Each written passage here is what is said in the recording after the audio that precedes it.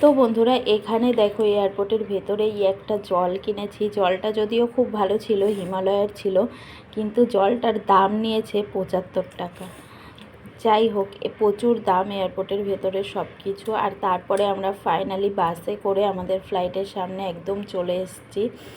আর অন্যরকম একটা এক্সাইটেডমেন্ট কাজ করছিল, যেটা আমার খুব ভালোই লাগছিল। আর আমার মাম্মামও খুব খুশি ছিল। যাই হোক, এবার আমরা যাচ্ছি আস্তে আস্তে প্লেনের ওঠার উদ্দেশ্যে। আর আমার মাম্মাম তো এদিকে পাগলই হয়ে গেছিলো ওঠার জন্য।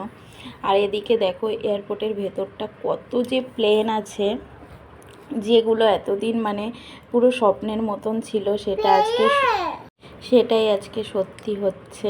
যাই হোক, স্বপ্ন সত্যি হয়।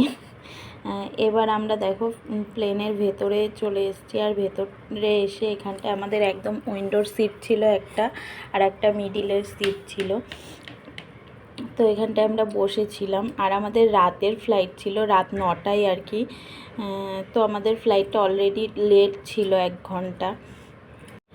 এখানটায় বসেছিলাম, বসে অপেক্ষা করছিলাম কতক্ষণে ছাড়বে। আর অনেকে বলে যে ভয় লাগে বা কিছু, আমার সেরকম কিছুই ফিল হয়নি, সেরকম কিছু বুঝতেও পারিনি। আর এদিকে ফ্লাইটটা ছেড়েও দিয়েছিল। আর এখানে দেখো রাতের কলকাতাকে কী যে দারুণ দেখতে লাগছিল, ওপর থেকে ভীষণ সুন্দর দেখতে লাগছিল।